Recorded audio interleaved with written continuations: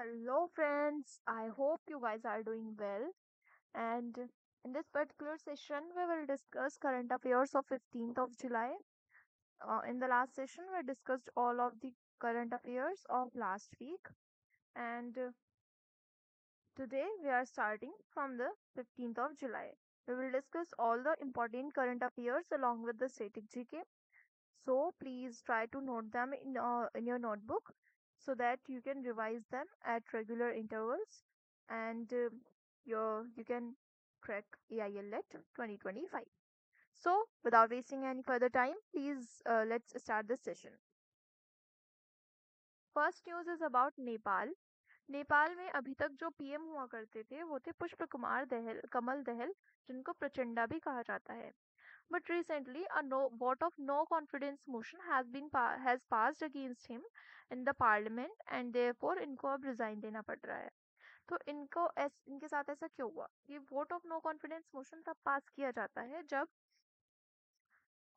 आपके पास एक मेजोरिटी नहीं होती टू मेक द गवर्नमेंट. तो नेपाल में जो पीएम थे पुष्प कमल दहल, उनकी पार्टी एक अलायंस था और वो उसके बाद वहां पर पीएम बने थे. लेफ्ट पार्टी और कम्युनिस्ट पार्टी ऑफ नेपाल का जो अलायंस था उसके थ्रू इनके ये मेजोरिटी में थे और यहाँ पर इन्होंने जो है अपनी पार्टी को बनाया था और वी कैन से ये पीएम बने थे. बट अब क्या हुआ है, कम्युनिस्ट पार्टी ऑफ नेपाल जो है उन्होंने अपना सपोर्ट विड्रॉ कर लिया है. किससे? लेफ्ट पार्टी से. पुष्प कमल दहल लेफ्ट पार्टी से बिलोंग करते हैं. इनके साथ कम्युनिस्ट पार्टी ऑफ नेपाल ने मिलकर अलायंस बनाया था जिसके बाद ये मेजोरिटी में आए थे और पीएम बने थे. लेकिन अब कम्युनिस्ट पार्टी ऑफ नेपाल ने अपना जो सपोर्ट था इस पार्टी के लिए वो विड्रॉ कर लिया है and they are supporting Nepali Congress party जो कि केपी शर्मा ओली जी की पार्टी है और इनके पास पार्लियामेंट में 89 सीट्स हैं. तो ऐसा होने के कारण जो vote of no confidence है या motion of no confidence has been passed against him, which is a formal expression by a deliberative body, often a legislature, because ये parliament में pass किया जाता है. as to whether office holder यानी कि जो पीएम है या जो भी office holder है is deemed to fit to continue to occupy their office. but in this case ऐसा सीन नहीं है. यहाँ पे ये majority lose कर चुके हैं and thereby इनको रिजाइन करना पड़ा है और इन्होंने अपना रेजिग्नेशन दिया है प्रेसिडेंट रामचंद्र पौडेल को. ऐसे ही इंडिया में भी होता है, अगर पीएम रिजाइन करते हैं तो वो अपना रेजिग्नेशन प्रेसिडेंट को देते हैं. तो यहाँ पर प्रेसिडेंट हो जाएंगे रामचंद्र पौडेल जी, जिनको इन्होंने अपना क्या थमा दिया है, रेजिग्नेशन दिया है. ठीक है. सो अब नेपाल जो कम्युनिस्ट पार्टी ऑफ नेपाल है उसने किसको सपोर्ट किया है? नेपाली कांग्रेस पार्टी को सपोर्ट किया है. तो अब गवर्नमेंट किसकी आएगी? नेपाली कांग्रेस पार्टी की आएगी. और वहां से पीएम कौन बनेंगे? तो PM KP Sharma Oli will take oath as the third PM of Nepal. ठीक है. तो ये पीएम बनेंगे नेपाल के, वापस से थर्ड टाइम ये पीएम बनेंगे. और ये पहले भी पुष्प कमल दहल से पहले यही पीएम हुआ करते थे नेपाल में. अब ये वापस से वहां पर पीएम बनने जा रहे हैं अंडर आर्टिकल 76 क्लोज 2. जैसे इंडिया में पीएम के लिए आपके आर्टिकल 74 75 किया जाते हैं, उसी तरीके से वहां पर कौन सा है? 76 क्लोज 2 है. ये इंपॉर्टेंट नहीं है आपके लिए. जस्ट रिमेंबर कि पुष्प कमल दहल की जो गवर्नमेंट है वो वोट लूज कर चुकी है, vote of confidence in the parliament of Nepal and therefore PM को रिजाइन करना पड़ा. रेजिग्नेशन उन्होंने प्रेसिडेंट रामचंद्र पौडेल को दिया है और यहाँ पर न्यू पीएम बनी है केपी शर्मा ओली. ठीक है. वोट ऑफ कॉन्फिडेंस जो इन आपकी लोकसभा में ही एप्लीकेबल होता है इन केस ऑफ इंडिया, और मोस्टली ये लेजिस्लेचर के केस में ही जो है इसको इन्फोर्स किया जाता है इस क्लोज को. ये पर्टिकुलरली कहीं पर भी कॉन्स्टिट्यूशन में मेंशन नहीं है, but yes this is a close and अगर कोई गवर्नमेंट इसको लूज कर देती है तो वो मेजोरिटी लूज कर जाती है. Now let's talk about some important facts of Nepal. Nepal की कैपिटल हो जाएगी काठमांडू. यहाँ पर सार्क का हेडक्वार्टर भी है. ठीक है. सार्क नेशंस का हेडक्वार्टर यहाँ पर है काठमांडू में. देन इसकी सार्क का बना था 1985 में सार्क बना था. देन करेंसी ऑफ नेपाल हो जाएगी नेपाली रूपी. डायनेस्टी हो जाएगी यहाँ पर शाह डायनेस्टी. डेमोक्रेसी यहाँ पर आई थी 2006 में, लेकिन यहाँ पर पहली बार मेजोरिटी गवर्नमेंट बनती है 2015 में. पोखरा यहाँ पर है टूरिस्ट प्लेस. ठीक है. रिसेंटली नेपाल में पोखरा को टूरिस्ट प्लेस अनाउंस किया गया है. ठीक है. दैट यहाँ पर ये टूरिज्म को बढ़ाना चाहते हैं. इंडिया के साइड से ये इंडिया की अच्छी खासी फ्रेंडशिप इनके साथ है। इंडिया यहाँ पर अरुण प्रोजेक्ट भी बना रहा है जिसके अंदर इंडिया इनको इलेक्ट्रिसिटी सप्लाई करता है। इवन इंडिया इनको इंटरनेट फैसिलिटीज प्रोवाइड करता है। तो काफ़ी सारी चीज़ें हैं जो इंडिया इनके लिए करता है। Then let's discuss some of the important recent appointments जो अभी आपके न्यूज़ में थे और आपको यहाँ से क्वेश्चन देखने को मिल सकता है। Recently president of Slovakia has been appointed जिनका नाम है पीटर पेलेग्रिनी। साउथ अफ्रीका के न्यू बने हैं सर साइरल रेमाफोसा। ये पहले भी थे और ये री इलेक्ट होकर आए हैं। आइसलैंड के बने हैं हाला टोमास दोतर। यू कैन रिमेम्बर हाला। प्रेसिडेंट ऑफ मेक्सिको बनी है क्लोडिया शिनबॉम। क्लोडिया शिनबॉम ये इलेक्ट हुई है यहाँ पर। प्रेसिडेंट ऑफ लिथुआनिया बने हैं Gitanas Nauseda. PM of Netherlands बने हैं Dick Schoof. And PM of Britain बनी है कीर स्टारमर। अभी तक ऋषि सुनक हुआ करते थे, उनको रिप्लेस करके अब कीर स्टारमर यहाँ पर न्यू पीएम बन चुके हैं। तो ये कुछ रिसेंट अपॉइंटमेंट्स हैं, आप इसको ध्यान रखिएगा। और ये आपको लर्न तभी होंगे जब आप इसको डेली रिवाइज करेंगे। इसके लिए कोई ट्रिक नहीं है। हाँ, आप ये ऐसे याद कर सकते हो, स्लोवाकिया में पीटर पेलेग्रिनी, आइसलैंड में हाला।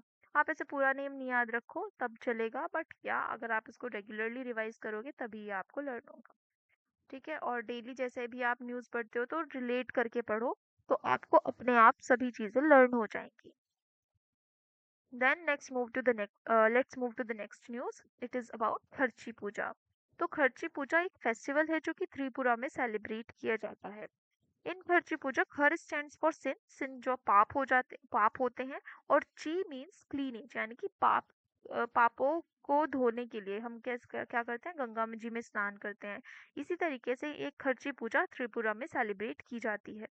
इसको आषाढ़ महीने में सेलिब्रेट किया जाता है और यहाँ पर 14 भगवान जो हैं उनकी वर्शिप की जाती है। इसीलिए इस फेस्टिवल को फेस्टिवल ऑफ 14 गॉड्स भी कहते हैं। ठीक है, 14 गॉड्स की यहाँ पर वर्शिप होती है, उनको बाथ कराया जाता है, नहलाया जाता है सैद्रा और हावड़ा रिवर में। और इसीलिए इस फेस्टिवल को फेस्टिवल ऑफ 14 गॉड्स भी कहते हैं। ठीक है, यहाँ पर जो पूजा अर्चना की जाती है वो चतुर्दश देवता मंदिर पर की जाती है जो कि अगरतला में लोकेटेड है। तो खर्ची पूजा त्रिपुरा में सेलिब्रेट होती है। फेस्टिवल ऑफ 14 गोड्स इसको कहते हैं। यहाँ पर गोड बाथ किया जाता है सैदर और हावड़ा रिवर में। इसको सेलिब्रेट किया जाता है एट चतुर्दश देवता temple in Agartala Tripura. Let's discuss about Tripura. Tripura की कैपिटल अगरतला हो जाएगी। यहाँ पे एक इम्पोर्टेंट रिवर फ्लो करती है फेनी रिवर। यहाँ पे ये जो बॉर्डर है वो बांग्लादेश के साथ शेयर करता है। ठीक है, और बांग्लादेश के साथ जो त्रिपुरा का बॉर्डर लगता है उसको कहते हैं जीरो लाइन। ठीक है, तो बांग्लादेश और त्रिपुरा के बॉर्डर को जीरो लाइन कहते हैं। और बांग्लादेश आपका इंडिया के साथ लार्जेस्ट बॉर्डर भी शेयर करता है 4096 किलोमीटर का। ठीक है, then official language of Tripura है कोकबोरोक, और इसके लिए एक डे भी मनाते हैं Kokborok day 19th of January को। तो रिमेंबर दिस पॉइंट इंपॉर्टेंट है। कोकबोरोक लैंग्वेज डे एग्जाम्स में क्वेश्चन पूछा गया है। यहाँ पर एक डांस फॉर्म परफॉर्म किया जाता है होजागिरी डांस फॉर्म। तो ये क्वेश्चन आता है होजागिरी डांस फॉर्म कहाँ परफॉर्म किया जाता है, त्रिपुरा में परफॉर्म किया जाता है। यहाँ पर नेशनल पार्क है क्लाउडेड लेपर्ड नेशनल पार्क। यहाँ पर कौन सा नेशनल पार्क है, क्लाउडेड लेपर्ड नेशनल पार्क यहाँ पर लोकेटेड है। Then you can see some important festivals here जो कि आपके एग्जाम्स में पूछे जाते हैं। बाकी अगर आपको सभी पूरे फेस्टिवल्स लर्न करने हैं तो मैं आपको उसके लिए स्टडी मटेरियल प्रोवाइड कर सकती हूँ। प्लीज़ फॉर दैट आप हमारे टेलीग्राम चैनल से जुड़ें और वहाँ पर आपको मैं important updates and other study material provide करती हूँ। सो यहाँ पर कुछ इम्पोर्टेंट फेस्टिवल्स हैं। मोनपा फेस्टिवल आपकी अरुणाचल प्रदेश में सेलिब्रेट होता है। बिहू फेस्टिवल असम में। सरहूल फेस्टिवल झारखंड में। शिंगमो फेस्टिवल गोवा में। उत्तरायण गुजरात में। और नोंग क्रीम फेस्टिवल मेघालय में। तो ये कुछ इम्पोर्टेंट फेस्टिवल हैं। डेली इनको रिवाइज करो, जैसे पढ़ रहे हो कुछ भी तो उससे रिलेट करके पढ़ो, अपने आप सभी चीज़ें लर्न हो जाएंगी। Then let's move to the next news. It is about Koyna Maharashtra. So Indian government क्या करने जा रही है, एक 6 किलोमीटर का डीप होल करने जा रही है कोयना महाराष्ट्र में, ड्रिलिंग करने जा रही है। ऐसा वो लोग क्यों कर रहे हैं, ऐसा इसलिए किया जा रहा है ताकि अर्थक्वेक वेव्स जो होती हैं उसकी इंफॉर्मेशन को कलेक्ट किया जा सके। अब अर्थक्वेक वेव्स का ड्रिलिंग से क्या मतलब रिलेशन है, तो अर्थक्वेक जो होता है आपका उसको ऑब्जर्व करने की या उसके बारे में पता करने के लिए दो तरह के सोर्सेज होते हैं, एक डायरेक्ट सोर्सेस एक इनडायरेक्ट सोर्सेस। तो ड्रिलिंग एक तरह का डायरेक्ट सोर्स है और ड्रिलिंग जो अर्थ के बारे में पता कर सकते हैं। जो अर्थ कोयना महाराष्ट्र है वो एक अर्थक्वेक प्रोन रीजन है एंड दैट्स व्हाई यहाँ पर 6 किलोमीटर का डीप होल बनाया जा रहा है और 6 किलोमीटर डीप होल की ड्रिलिंग की जा रही है ताकि अर्थक्वेक वेव्स का पता किया जा सके। ठीक है, सिस्मोग्राफ में अर्थक्वेक वेव्स जो है वो रिकॉर्ड की जाती हैं और मेजर की जाती हैं। और इसके लिए स्केल कौन सी आती है यहाँ पर, तो रिक्टर स्केल यहाँ पर आती है। ठीक है, इसके मैग्नीट्यूड को मेजर करने के लिए रिक्टर स्केल यहाँ पर होती है। देन यहाँ पर ये काम कौन करने जा रहा है, तो बोर होल रिसर्च ये वर्क करेगी यहाँ पर, bore hole geophysics research laboratory which comes under ministry of earth science government of India, वो यहाँ पर इस काम को करेगी। You can see here in the map that this is Koyna.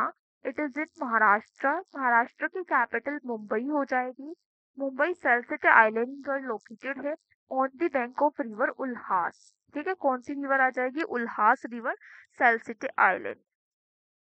यहाँ पर कोयना जो है वो क्या है, कोयना एक रिवर है और जो कि कृष्णा रिवर की ट्राइब्यूटरी है और इसके ऊपर कोयना डैम भी बना हुआ है।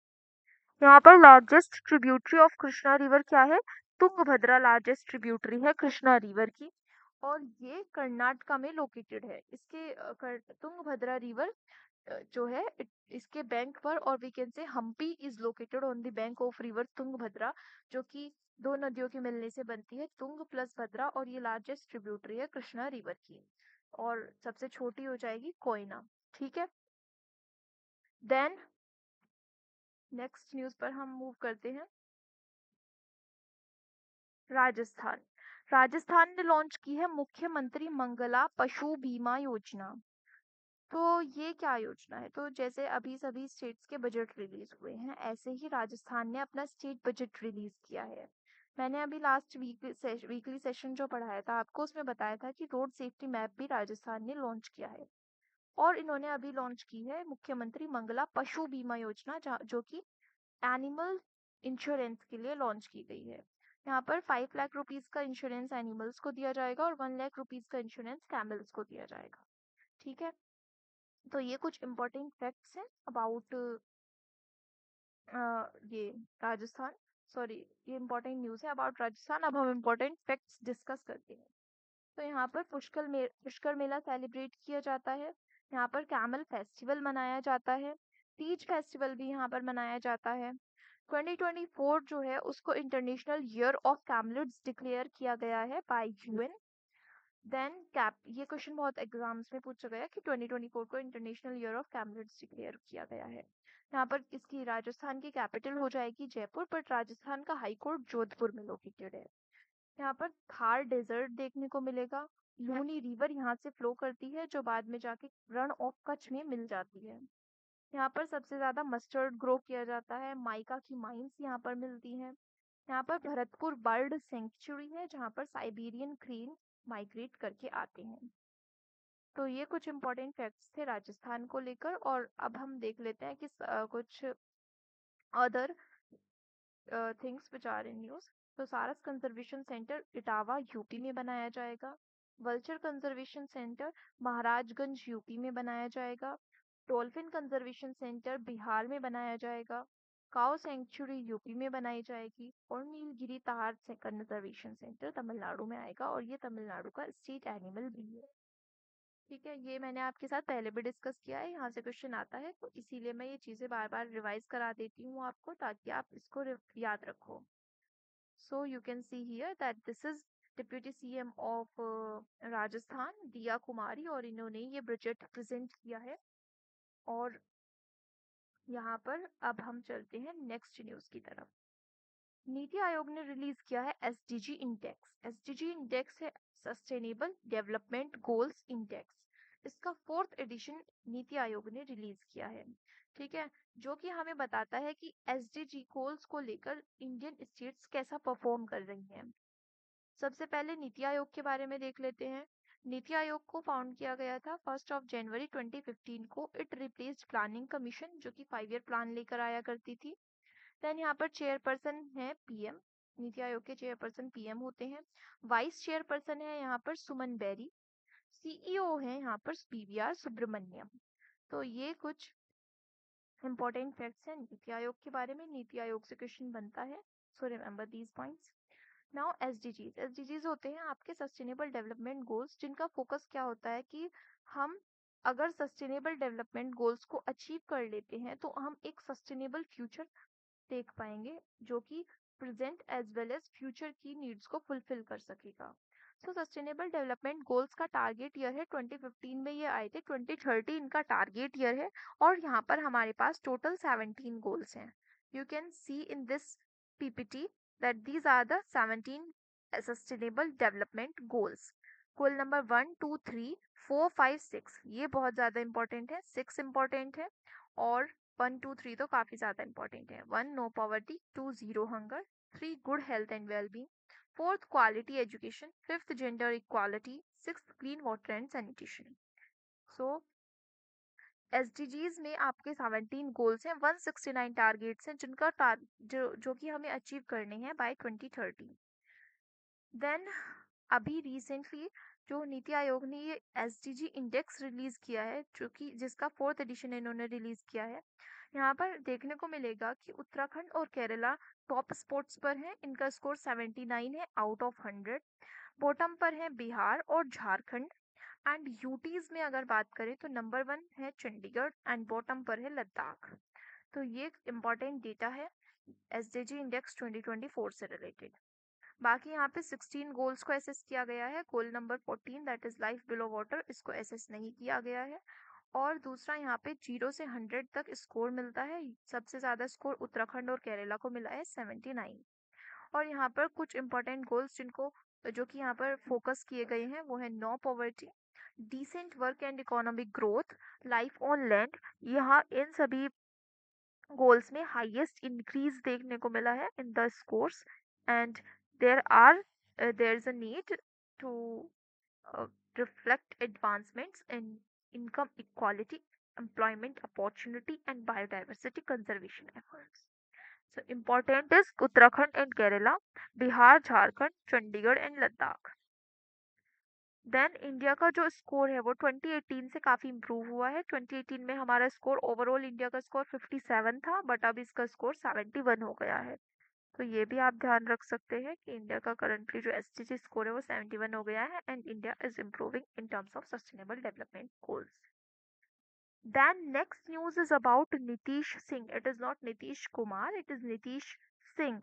So Nitish Singh जो हैं वो गोरखपुर यूपी से बिलोंग करते हैं और इन्होंने रिसेंटली कन्क्वेयर किया है माउंट कीना बालू को and this is in just 19 hours. ठीक है, तो पहली बार किसी पर्सन ने सिर्फ 19 आवर्स में माउंट कीना बालू को कन्क्वेयर किया है और वी कैन से इसके पीक पर वो पहुंचे हैं।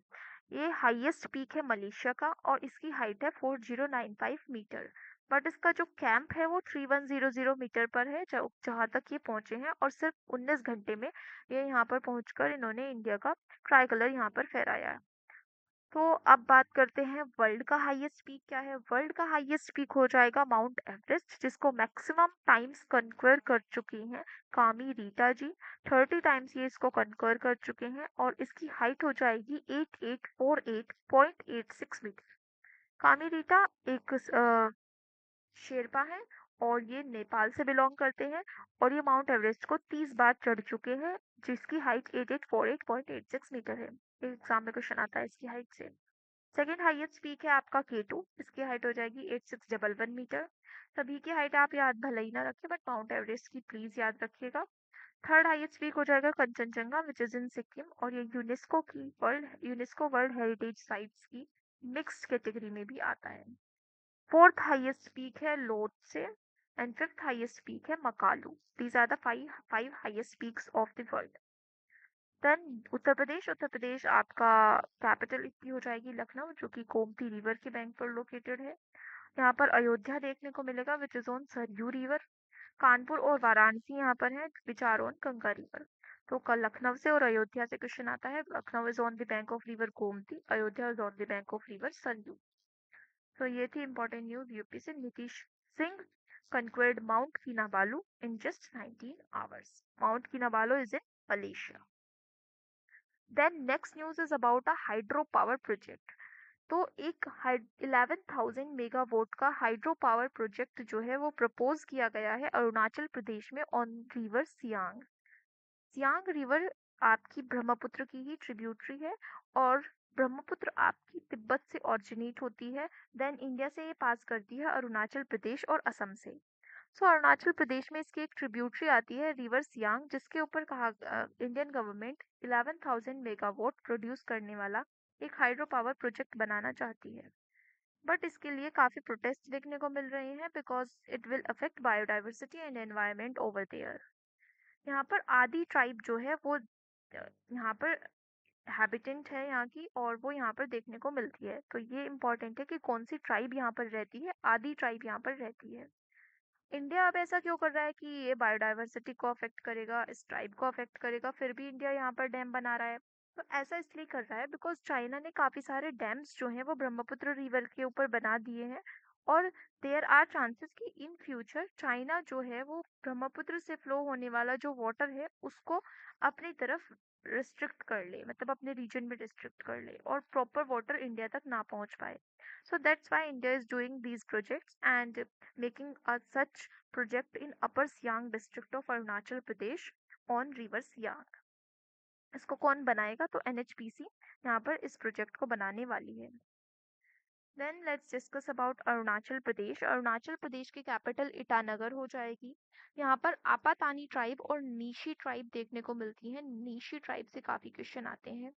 इसको बनाया गया था 1987 में, इसको स्टेटहुड मिला और इसका फॉर्मेशन हुआ। यहाँ पर रिवर फ्लो करती है ब्रह्मपुत्र। यहाँ पर लेजिस्लेटिव असेंबली में टोटल 60 सीट्स हैं। यहाँ पर मॉलिंग नेशनल पार्क देखने को मिलेगा। Eagle nest wild life sanctuary देखने को मिलेगी। WS stands for wild life sanctuary. यहाँ पर कोर्ट जो भी केसेस जाते हैं वो असम के गुवाहाटी हाई कोर्ट में जाते हैं। ठीक है, अरुणाचल प्रदेश के सभी केसेस गुवाहाटी हाई कोर्ट में जाते हैं। यहाँ पर टोटल नंबर ऑफ डिस्ट्रिक्ट्स हो जाएंगी 22। So these are the important facts about Arunachal Pradesh. और ये न्यूज थी अरुणाचल प्रदेश को लेकर कि 11,000 megawatt hydro power project Arunachal Pradesh में सियांग रिवर के ऊपर बनाया जा रहा है in upper Siang district. You can see here, this is Siang River, which is flowing from the Arunachal Pradesh, the northeastern state of India. And also you can see here that Siang River की मदद से India could respond by building 10 gigawatt dam in Arunachal Pradesh on this particular river। and दूसरा इसके ऊपर मेडोंग project जो है वो China ने बनाया हुआ है, जो कि 60 गीगावाट की इलेक्ट्रिसिटी प्रोड्यूस करता है। इसको थ्री जॉर्ज डैम भी कहा जाता है इन सेंट्रल चाइना, और ये वर्ल्ड का बिगेस्ट डैम है। इसीलिए जो इंडियन गवर्नमेंट है वो इस तरह के प्रोजेक्ट ब्रह्मपुत्र रिवर या उसके ट्रिब्यूटरीज के ऊपर बनाना चाह रही है, बिकॉज चाइना जो है वो काफी ज्यादा ऐसे प्रोजेक्ट्स डिफरेंट रिवर के ऊपर बना रहा है, and it can restrict the water percentage to India। तो मेडोंग प्रोजेक्ट याद रखिएगा, जिसके under Three Gorges dam China ने बनाया है, which is the world's biggest dam. कौन सा डैम है? Three Gorges dam is world's biggest dam on Brahmaputra river. और ये एक दूसरा इम्पोर्टेंट फैक्ट मैं बता देती हूँ यहाँ पर कि जब ब्रह्मपुत्र अरुणाचल प्रदेश में एंटर करती है तो ये एक यू टर्न यहाँ पर लेती है, और इस यू टर्न जहाँ पर ये लेती है इसका नाम है यहाँ पर नामचा बरवा। ठीक है, तो नामचा बरवा से जो ब्रह्मपुत्र है वो इंडिया के टेरिटरी में एंटर करती है। Then next news is about Wimbledon Open. Wimbledon Open complete हो गए हैं। इससे पहले आपके फ्रेंच ओपन हुए थे, ऑस्ट्रेलियन ओपन हुए थे। फ्रेंच ओपन और ऑस्ट्रेलियन ओपन और विंबलडन ओपन और आपके यूएस ओपन, ये 4 ग्रैंड स्लैम्स आपके कंडक्ट किए जाते हैं ईच एंड एवरी ईयर। ये टेनिस से रिलेटेड हैं और यहाँ पर टेनिस प्लेयर्स जो हैं वो प्ले करते हैं। विंबलडन ओपन 2024 को होस्ट किया गया लंदन में, और यहाँ पर विमेन सिंगल्स को जीता है बाबोरा क्रेजसिकोवा ने, जो कि जेक रिपब्लिक से बिलोंग करती हैं, और मेंस सिंगल्स को यहाँ पर जीता है कार्लोस अल्कराज ने, जो कि स्पेन से बिलोंग करते हैं। तो जैसे डिफरेंट टूर्नामेंट्स होते हैं इसी तरीके से 4 ग्रैंड स्लैम्स कराए जाते हैं टेनिस में, और जिसमें से ओल्डेस्ट वन है विंबलडन ओपन, और ये हर साल कंडक्ट कराया जाता है। इस साल ये लंदन में हुआ। विमेन सिंगल्स को बारबोरा ने जीता है, मैन सिंगल्स को कार्लोस ने जीता है।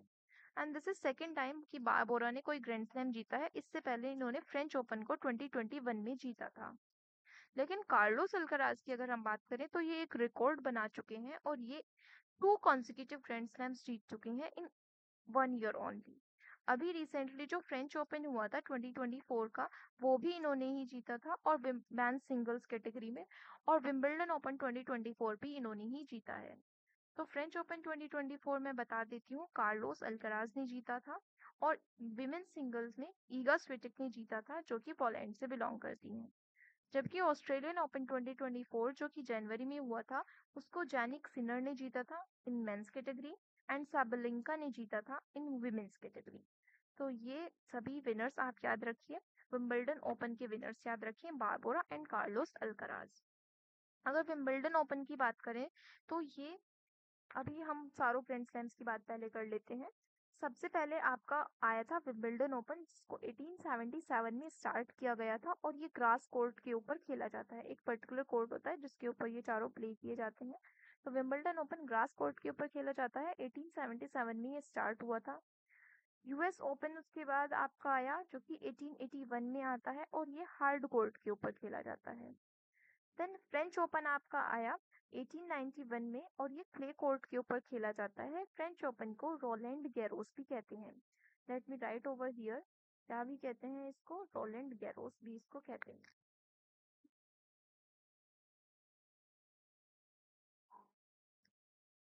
ठीक है। और देन लास्ट में आया आपका ऑस्ट्रेलियन ओपन 1905 में, जो कि हार्ड कोर्ट के ऊपर प्ले किया जाता है। लेकिन इनका सीक्वेंस कैसे चलता है, तो सब सीक्वेंस इनका ऐसे चलता है। सबसे पहले ऑस्ट्रेलियन ओपन कंडक्ट कराए जाते हैं जनवरी के अराउंड, फिर फ्रेंच ओपन कराए जाते हैं मई के अराउंड, देन आपका विंबलडन ओपन कराए जाते हैं जुलाई अगस्त में, देन लास्टली आपके यूएस ओपन कराए जाते हैं जो नवंबर अक्टूबर नवंबर वाला टाइम पीरियड होता है तब। तो इस तरह से इनका सीक्वेंस चलता है। बट ओल्डेस्ट वन याद रखिएगा, विंबलडन ओपन है, 1877 में आया, ग्रास कोर्ट के ऊपर खेला जाता है। दूसरा क्वेश्चन आता है फ्रेंच ओपन से, जिसको रोलैंड गैरोस भी कहते हैं। ये क्ले कोर्ट के ऊपर खेला जाता है, 1891 में आया था। तो ये चारों ओपन आपने डिस्कस किए। अब कोई ना कोई एक ऐसे पर्सन होंगे जो कि सबसे ज्यादा टाइम्स विनर रह चुके होंगे, या जिनके पास सबसे ज्यादा ग्रैंड स्लैम टाइटल्स होंगे। तो विमेन सिंगल्स की कैटेगरी में सबसे ज्यादा grand slam titles Margaret court के पास है, 24 टाइटल्स हैं इनके पास। और मेंस की कैटेगरी में नोवाक जोकोविच के पास है, जिनके इनके पास भी 24 टाइटल्स हैं। ये सर्बिया से बिलोंग करते हैं, काफी फेमस प्लेयर है टेनिस के। तो विमेन्स सिंगल्स की कैटेगरी में 24 titles maximum grand slam titles हैं मार्गरेट कोर्ट के पास, और मेंस की कैटेगरी में नोवाक जोकोविच के पास। अगर बात करते हैं ओनली विंबलडन ओपन की, सिर्फ विंबलडन ओपन की अगर हम बात करें, तो सबसे ज्यादा विंबलडन ओपन विमेन्स सिंगल्स में मार्टिना ने जीते हैं, और मेंस सिंगल्स में रोजर फेडरर ने जीते हैं। आप इसको स्किप कर सकते हैं, बट रिमेंबर दिस पॉइंट कि मार्गरेट कोर्ट के पास सबसे ज्यादा ग्रैंड स्लैम्स हैं, 24 टाइटल्स इन वुमेन्स कैटेगरी, और नोवाक जोकोविच के पास सबसे ज्यादा ग्रैंड स्लैम्स हैं, 24 टाइटल्स इन मेंस कैटेगरी। बाकी विंबलडन ओपन 2024 के विनर्स, ऑस्ट्रेलियन ओपन 2024 के विनर्स, फ्रेंच ओपन 2024 के विनर्स आप ध्यान रखिएगा। मैं आपको एक्स्ट्रा चीजें इसलिए बता देती हूँ कि अगर कोई अनादर स्टूडेंट है जो AIL लेट के अलावा किसी अदर कॉम्पिटिटिव एग्जाम की प्रिपरेशन कर रहा है, इवन इफ ही और she is preparing for SSC, तो ये उसके लिए बेनिफिशियल है, ये मोर देन इनफ है। विंबलडन ओपन 2024 के अलावा आप 2023 याद रख सकते हैं। विमेन सिंगल्स जो है उसको मार्केटा ने जीता था, और मेन सिंगल्स को कार्लोस अल्कराज ने जीता था। ठीक है। तो ये सभी इंपॉर्टेंट फैक्ट्स थे आपकी ग्रैंड स्लैम्स को लेकर, विंबलडन ओपन को लेकर। 2024 एडिशन और 2023 दोनों एडिशन के विनर्स मैंने आपको बता दिए हैं। Now let's move to the next news. It is about Ben Stokes. Ben Stokes ने recently 6,000 रन्स बनाए हैं और 200 विकेट्स लिए हैं इन टेस्ट क्रिकेट, और ये बना चुके हैं एक रिकॉर्ड। ये इंग्लैंड से बिलोंग करते हैं, क्रिकेट प्लेयर हैं, और ऐसा करने वाली ये थर्ड प्लेयर बन गए हैं। ठीक है, after Garfield, Sobers and Jacques Kallis. तो सोबर और कैलिस के बाद ऐसा करने वाली ये थर्ड प्लेयर बन चुके हैं जिन्होंने 6000 रन लिए एंड 200 विकेट्स लिए हैं इन टेस्ट क्रिकेट। और अब फाइनली इन्होंने ले लिया है टेस्ट क्रिकेट से रिटायरमेंट। ठीक है, अगर हम बात करते हैं कि सबसे ज्यादा विकेट टेकर कौन रहा है in the history of test cricket, तो वो रही हैं जेम्स एंडरसन। ये भी इंग्लैंड से प्ले करते हैं और ये 704 विकेट्स ले चुके हैं in test cricket. So maximum wicket taker in test cricket James Anderson. तो यही था इस न्यूज में। बेन स्टोक्स का नेम इंपॉर्टेंट हो जाता है यहाँ पर क्योंकि इन्होंने 6000 रन बना लिए हैं, 200 विकेट्स ले लिए हैं टेस्ट क्रिकेट में, और सबसे ज्यादा टेस्ट क्रिकेट में विकेट टेकर रहे हैं James Anderson. Then next news is about India और पाकिस्तान के बीच वर्ल्ड चैंपियनशिप लीजेंड्स 2024 में इंडिया जीत चुका है ओवर पाकिस्तान। एंड इसको होस्ट किया गया था बर्मिंघम इंग्लैंड में। यहाँ पे सबसे ज्यादा रन शोएब मलिक ने लिए, पाकिस्तान के प्लेयर हैं। सबसे ज्यादा विकेट्स नाथन ने लिए हैं और सबसे ज्यादा सिक्सेस डैनियल वेटोरी ने यहाँ पर लिए हैं। तो आप जस्ट रिमेंबर दिस पॉइंट कि India won over Pakistan in World Championship of Legends 2024, which was hosted in Birmingham, England. अब मैं एक इम्पोर्टेंट वन लाइनर आपको यहाँ पर बताती हूँ कि जस्टिस आलिया नीलम जो है वो लाहौर हाई कोर्ट की फर्स्ट फीमेल चीफ जस्टिस बनी है। तो लाहौर हाई कोर्ट में आज से पहले, जो कि पाकिस्तान में है, यहाँ पर आज से पहले कोई फीमेल चीफ जस्टिस नहीं बनी, but yes, first female chief justice यहाँ पर अपॉइंट हुई है जस्टिस आलिया नीलम। और इसी से रिलेटेड एक दूसरा फैक्ट ये है कि अभी रिसेंटली पाकिस्तान के पंजाब प्रोविंस में फर्स्ट वीमेन सीएम भी बनाई गई थी जिनका नाम था Maryam Nawaz. So I wrote this point over here and please remember this point because यहाँ से क्वेश्चन एग्जाम में देखने को मिला है। यहाँ पर हमारा पूरा ये सेशन फिनिश होता है। हमने जितनी भी आज की इम्पोर्टेंट न्यूज़ थी वो सभी डिस्कस की। आई होप आप लोगों को सभी न्यूज़ अच्छे से समझ में आई होंगी and I pray for you people कि आप लोगों का AIL लेट 2025 क्लियर हो जाए। उसके लिए बस आपको अच्छे से मेहनत करनी होगी, रेगुलर रिविजन करना होगा। बाकी आप मेरी paper pattern and strategy video जो है वो देख सकते हैं। मैं उसको एक बार उसका लिंक भी डाल दूंगी यहाँ पर। Baki, if you like these sessions, please share them as much as possible and please press the bell icon and press the like button to get updated about such important current affairs video. So thank you so much guys. Let's end this session over here. We will meet in the another session. Thank you guys.